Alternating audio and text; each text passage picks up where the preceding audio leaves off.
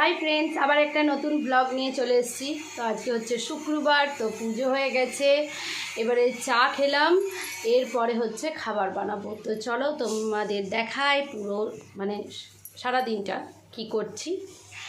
ভাবছি ফুলকপি আলু বেগুন দিয়ে একটা সবজি বানাবো। তো চলো আমি কিভাবে করি তোমাদের সাথে আজকে শেয়ার করি। এই যে ফুলকপি আলুর তরকারি তোমাদের বললাম, এই যে কেটে ফেলেছি, আর এইখানে একটু বেসন আর আলু পুড়ে দিয়েছি। আজকে এই যে মশলা করব। আর আজকে যেহেতু আমরা নিরামিষ খাই আর টকটাও খাই না, তো সেই জন্য ফুল নিরামিষ, মানে যেহেতু শুক্রবার টকটাও আমরা খাই না। তো এই হচ্ছে, আর পরে আমি তো এটা করবো, তারপর তো মা কুমড়োর তরকারি করবে, ছোলার ডাল বস করিয়েছে, আর এই যে এইদিকে দেখো ভাতও বসে গেছে। তো আর কুমড়োর তরকারি আর কী করবে মা, তো আমি একটা করছি।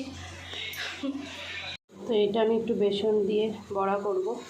এটাতে আলু আর কাঁচা লঙ্কা আর কালো জিরে দিয়েছি, আর কিছু দিইনি। এই যে তেলটা গরম করতেও বসিয়ে দিয়েছিলাম, এরপরে আস্তে আস্তে সব পকোড়াগুলো দিয়ে দেবো। ঝিমি আছে, তাহলে হবে আস্তে আস্তে, কারণ যেহেতু শুক্রবার সেহেতু অন্য কিছু তো দেওয়া যাবে না, তাহলে আলু দিলে একটু বেশ পকোড়াটা বেশ নরম নরম হবে, ওর জন্যই দেওয়া। আর ধিমি আছে, কাঁচা ভাবটা থাকবে না।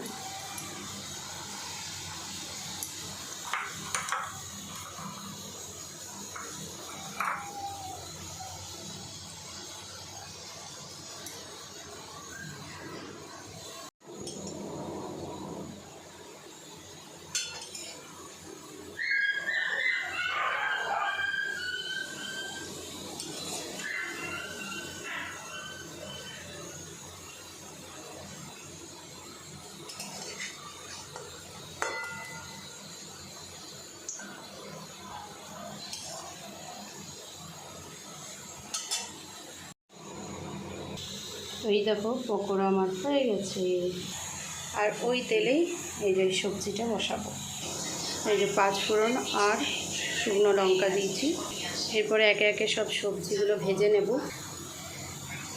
তো প্রথমে আলুটাই ভেজে নিই।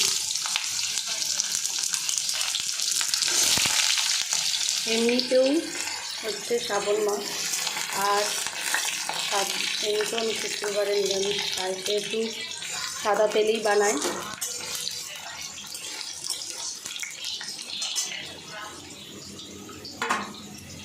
দেখো লাল হয়ে ভাজা হয়ে গেছে, এবার আমি তুলে নেব। এরপরে বেগুনটা এই তেলেই ভেজে নেব।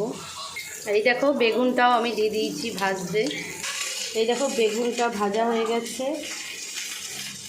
আর এইখানে বসতে হচ্ছে ফুলকপি ভাজা।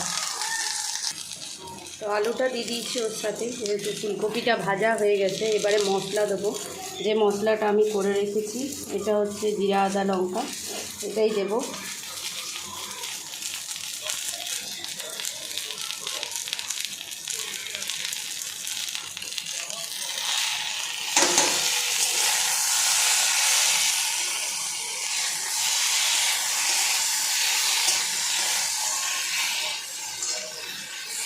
আর এর সাথে নুন হলুদ,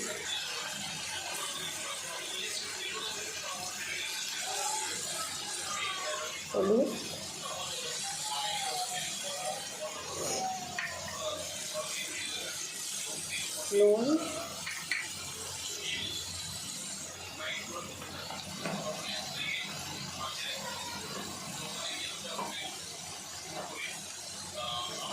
এটা লাল লঙ্কা গুঁড়ি, আর আছে একটু ধনে দেবো, একটু জাস্ট।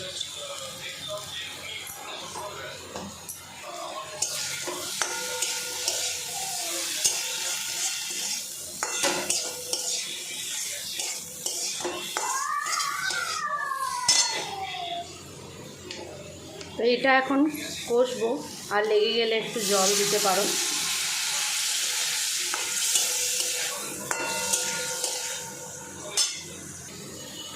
আর এইটাতে একটু চিনিও কিন্তু দেব। এই মশলাটা যতক্ষণ না ভালো করে সবজির সাথে ভালো কষানো হচ্ছে, ততক্ষণ একটু কষাবো। আর বেগুনগুলো কিন্তু এখনও দিইনি, বেগুনগুলো জল ঢালার পরই দেবো।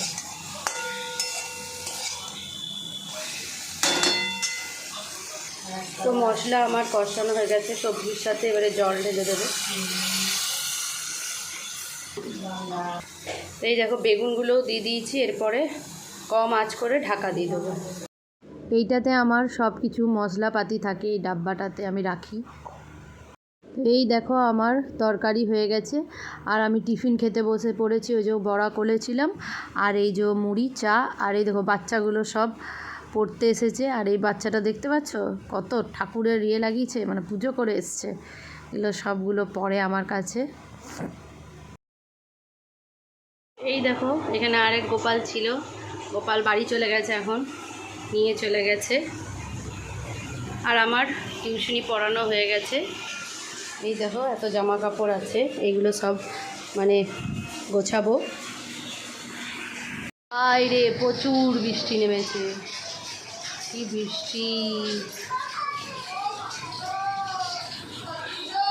এই দেখো ননদ গেছিলো হচ্ছে মায়াপুর নবদ্বীপ, তো ওখান থেকে এই যে এনেছে গোপালের জন্য ঝুড়ি। তো কি সুন্দর ঝুড়িটা। আর এই ভিডিওটা হচ্ছে পরের দিনের, কারণ সেই দিনে হট করেই শরীরটা প্রচণ্ড খারাপ হয়ে যায়। আর তারপরের দিনে শনিবারে বানিয়েছিলাম মটর দিয়ে পনির দিয়ে একটু ঘুগনি, আর বাটোরা টাইপের একটু লুচি ছোট ছোট বানিয়েছিলাম। আর একটা আমি বানিয়েছিলাম সুজি দিয়ে, আর রুল ময়দা, কলা, চিনি, দুধ এই সকল দিয়ে একটা বড়া টাইপের বানিয়েছিলাম। তো এই দেখো আমার ছোট্ট ছোট্ট লুচির মতো বাটোরা করছিলাম আমি।